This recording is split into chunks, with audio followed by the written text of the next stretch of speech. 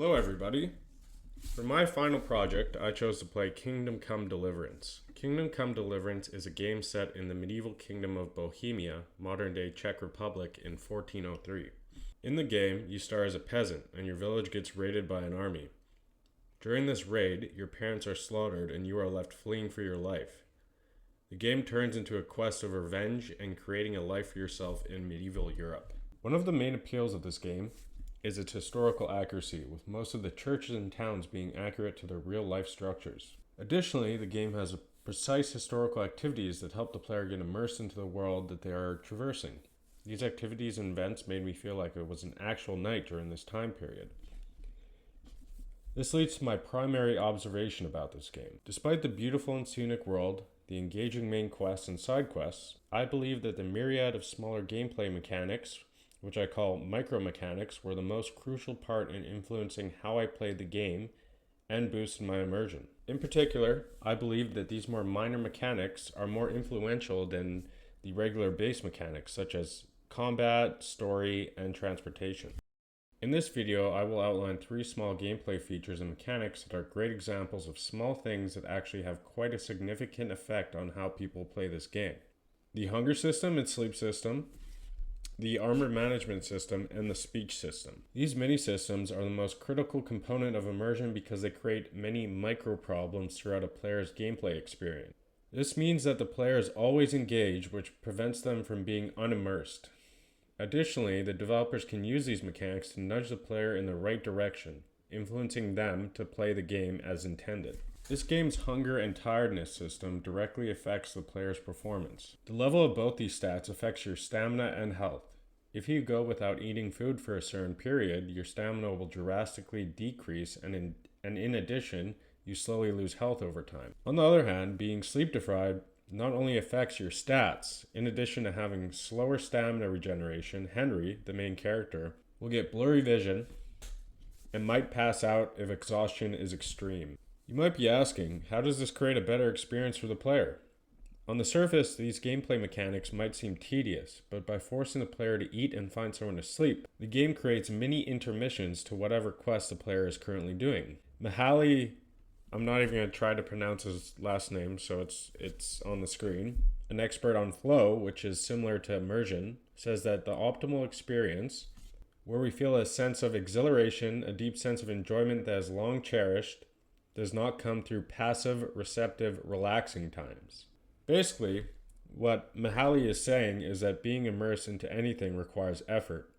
The hunger and sleep mechanics prevent the player from mindlessly following the quest marker, which often induces a lackadaisical and robotic state.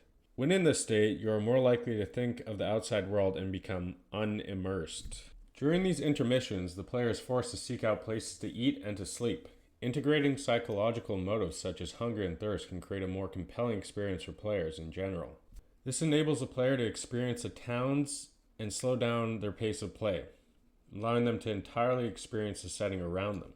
While looking for these things, you might start talking to a villager about the history and culture of the town that you're in. Or you pass by a tavern and decide to have a drink and play Farkle, a gambling minigame that is usually quite fun unless you bet too much money and don't have any other money to buy food. The hunger system enables players to take breaks to stop and experience the historically deep and immersive setting that Kingdom Come brings to the forefront. This is especially relevant to me because I am a very goal-oriented person, so I will sometimes become so focused on the quest objectives that I never stop to experience the world and discover the small, enjoyable pleasures that it has to offer. The armor system is similar to the hunger and sleep systems, with them all relating to maintenance. Over time, fighting against other scoundrels and knights will degrade the quality of your armor and weapons and cause them to break if they're not fixed on time. The system is similar to the armor system found in earlier Bethesda games, such as Fallout 3 and Oblivion. This adds an extra dimension to how the player spends money and engages in combat. In most games, armor is a static entity, but in Kingdom Come, the player might avoid certain situations not to damage their equipment or have to decide whether to buy new equipment, buy a repair kit, get a blacksmith to repair their stuff, or seek out new equipment when the quality is running low. We already know that this system creates engagement through the mini problems the player needs to solve, but how does this serve immersion further? Well, By having to care for your possessions, you gain a sense of responsibility and sentimentality relating to your equipment. By adding emotional weight and ownership to these objects, the player will see them as less artificial and more like actual possessions. The first part of immersion is influencing the player to interact with the world. The second critical part of immersion is making the world and its inhabitants reactive to the player's actions. Gabe Newell, the CEO of Steam, claimed that if the world does not respond to the player, they will get a narcissistic injury. A great example of reactivity is found in Kingdom Come's speech system. In most games, player-NPC interaction lives in a vacuum, independent of the other systems found in the game. This is not the case in Kingdom Come Deliverance. 5 important features impact its dialogue system. They are the speech skill, charisma, reputation, strength, and the NPC's traits. The speech and strength skills depend on perks and levels, so it is irrelevant to our conversation. The other 3 are great examples of this reactivity. Firstly, charisma is determined by the clothes you choose to wear, how hygienic you look, and other perks. By having hygiene and clothes factor into speech, it encourages the player to think about what they are wearing and maybe take a bath from time to time. Secondly, your standing with a faction or NPC affects how convincing you are, adding weight to decisions relating to factions and preventing the player from performing wanton abuse to random NPCs.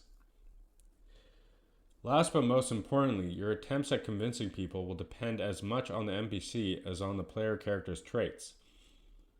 Ultimately, your attempts at convincing an NPC largely depend on their personality, social class, and status. For example, if you are talking to a character of noble birth, wearing fancy clothes will not have an effect on them. On the other hand, if you're talking to a peasant while wearing fancy clothes, they will be more likely to perceive you as having more authority, making you sound more convincing. So, in conclusion, what do all these gameplay mechanics have in common? They constantly require the player to make micro-decisions and spend effort solving the problems attached to these decisions. They often lead the player to pay attention to other aspects of the game that they may have neglected if these smaller mechanics were not present. Consequently, the player is more engaged in the world, adopts the main character's mindset, and attaches value to their surroundings, equipment, and actions.